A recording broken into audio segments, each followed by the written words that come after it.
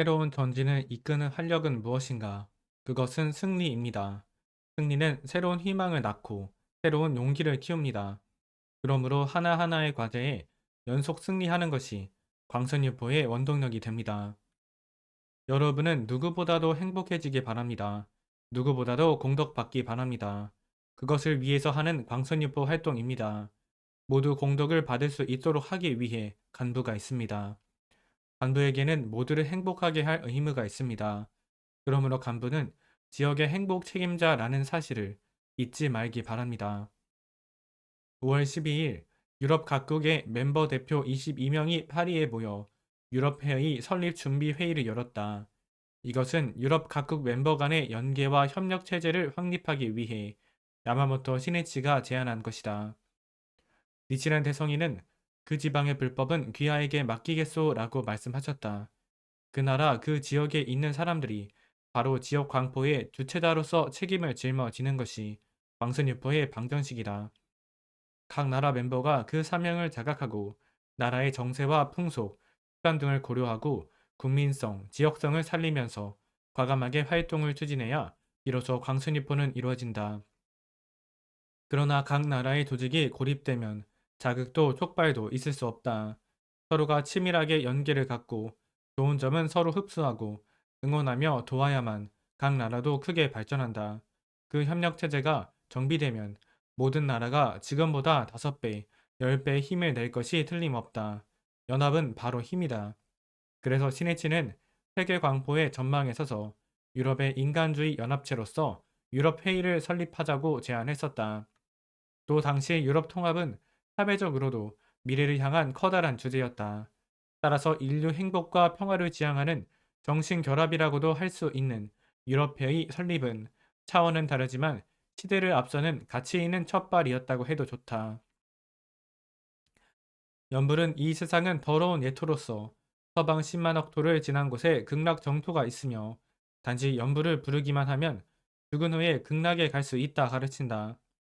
그것은 현실 사회에서 건설의 주체자로서 영속적인 개혁에 도전하는 삶의 자세와는 상반되는 사상이다. 그러한 가르침이 활력에 넘치는 후쿠이 사람들의 적극적인 삶의 자세를 소극적이고 타력 본원적인 성향으로 변질시켰다고 시니치는 예리하게 지적했다. 종교는 인간의 삶의 자세를 결정짓는 근본의 힘이다.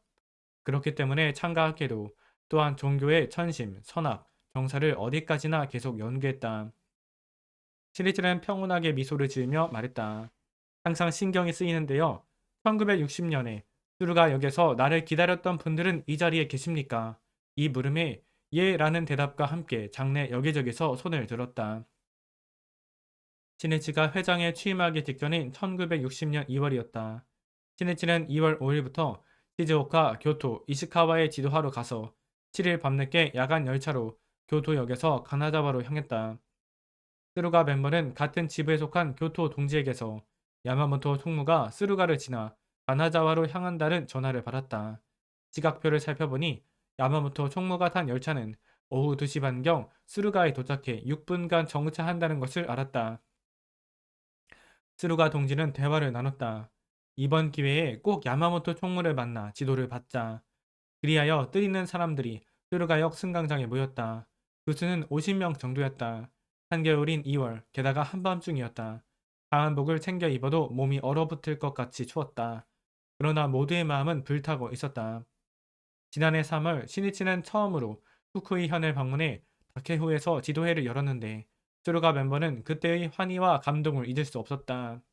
그리고 도다 제2대 회장이 서거한 후 사실상 창각회의 모든 책임을 짊어지고 광선유포를 지휘하는 야마모토 총무에게 다시 지도를 받고 싶다는 심정으로 모두 매우 기뻐하며 스루가 역에 모인 것이다.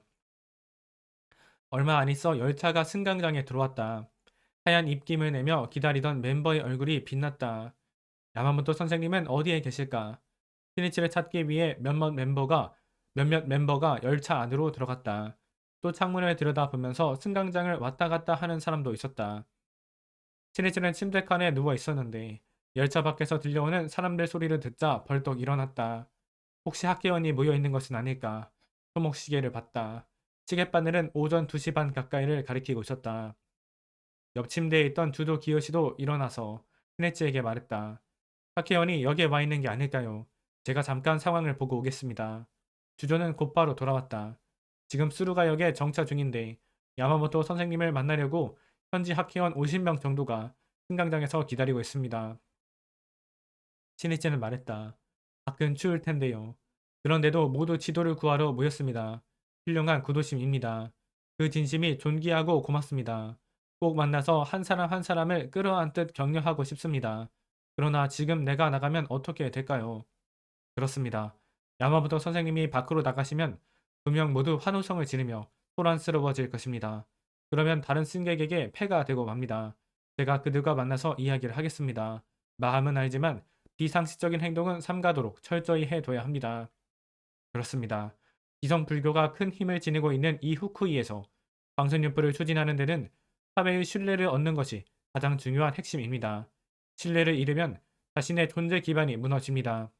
그렇기 때문에 주위에 폐를 끼치거나 빈축을 사는 행동을 해서는 절대 안 됩니다. 미안하지만 주도 씨가 모두와 만나서 잘 설명해주지 않겠습니까? 그리고 한밤중에 정말로 고생이 많으십니다. 그러나 주위 분들에게 폐가 되기 때문에 다음 기회에 만납시다. 또 후쿠이에 꼭 오겠습니다. 가족 여러분에게도 부디 안부 전해주십시오 라고 전해주세요. 주조가 자리에서 일어나 통로를 걷기 시작하자 현지 장년부 간부가 침대 차량으로 들어왔다. 아, 주도 이사님. 주조는 목소리를 죽이며 말했다. 조용히 합시다. 다른 승객들이 쉬고 있습니다. 주조는 기차에 올라온 장년보원과 함께 객차 승강구로 갔다. 승강장에 내린 주조를 하케원이 에워쌌다. 주조는 될 수 있는 한 작은 소리로 말했다. 여러분 대단히 고생이 많습니다. 야마모토 총무님이 전원을 부탁했기에 전달하겠습니다. 주조는 먼저 야마모토 시니치의 말을 전한 후에 이렇게 말했다. 사실은 야마모토 총무님도 여러분을 만나 한마디라도 더 격려하고 싶은 마음으로 가득합니다. 그러나 총무님이 나오면 여러분의 환호성과 박수 소리가 승강장에 울려 자고 있는 다른 승객을 깨우게 됩니다. 그러면 주위에 폐를 끼치게 되고 기이하게 여기는 사람도 있을 것입니다. 그래서는 법을 낮추게 됩니다. 야마모토 총무님은 꼭 다시 오겠다고 말했습니다. 그러니까 다음 만날 날을 기대하고 오늘은 이대로 집으로 돌아가시기 바랍니다. 또 광선유포를 위해서는 풍부한 상식도 지극히 중요하다는 것을 명심하고 신중히 행동하시기를 부탁드립니다. 모두 고개를 끄덕였지만 얼굴에는 낙담하는 기색이 역력했다. 주도가 이야기를 마치자 마침 발차 시각이 됐다. 멤버는 쓸쓸한 얼굴로 달리기 시작한 열차를 전송했다. 야마모토 시니치는 주도의 보고를 듣고 가슴이 찢어지는 듯했다. 사회에 폐를 끼쳐서는 안 된다. 그래도 동지는 한밤중 2시 반이라는 시간에 열차 도착에 맞춰 모였다. 역시 잠깐이라도 만났어야 하는 건 아니었는지. 시니치는 무언가 결론을 내릴 때는 항상 곰곰이 생각에 생각을 거듭했다. 그래도 때로는 후회하며 자신을 책망한 적도 있었다. 아니 모든 책임을 짊어지고 최선의 길을 지향하면 지향할수록 반성은 끝이 없었다. 그러나 그렇게 하면서 인간은 연마되고 자기 완성을 향해 걸어갈 수 있다. 톨스토이는 회한이 없는 것은 전진이 없기 때문이다 라고 달관했다. 시니치는 그 후 후쿠이를 방문할 때마다 스루가역에 나왔던 사람에 대해서 말하며 감사의 뜻을 표했다.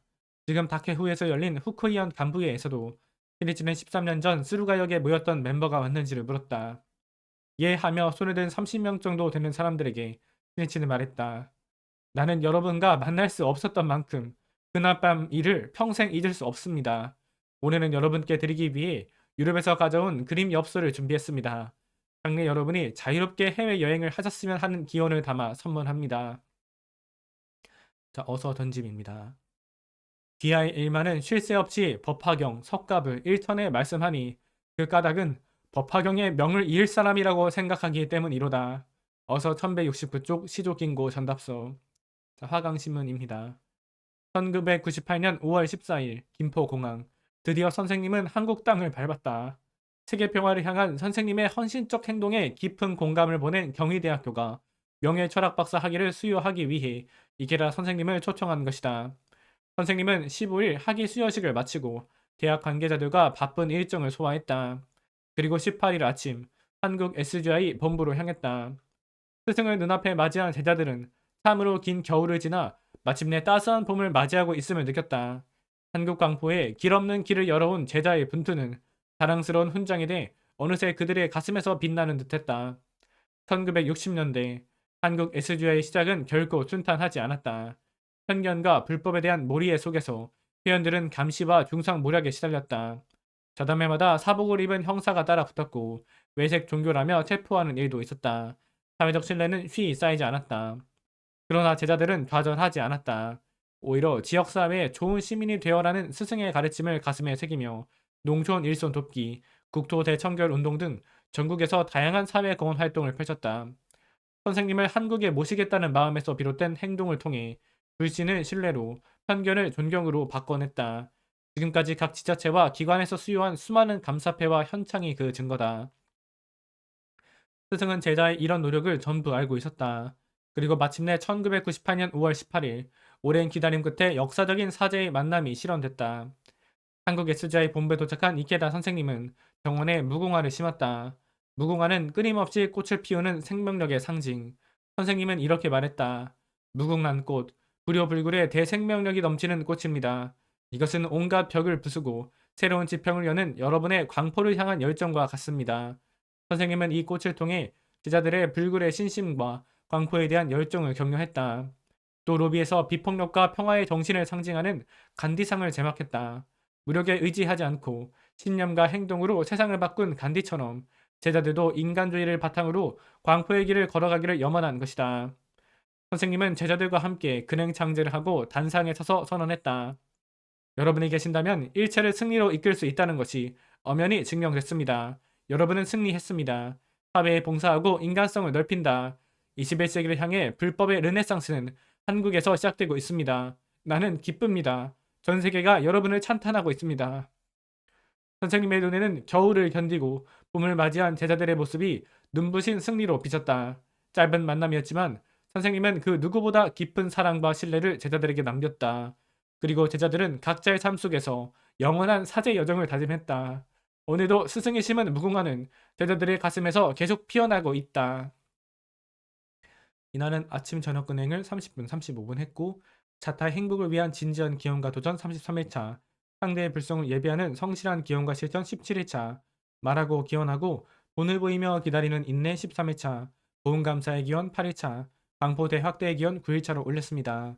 생활면에서는 부모님께 문안이사 6일차, 영어 공부 157일차로 5단어 이상 암기, 일본어 공부 61일차로 3단어 이상 암기, 전공 공부 64일차로 지식자 산학을 한쪽 이상 공부, 경제 공부 4일차로 10분 이상 하고 독서 4일차로 10분 이상 했습니다. 네, 신심 일기입니다. 새벽 출근 오후 4시 퇴근에 대한 허락을 받았다. 감사합니다.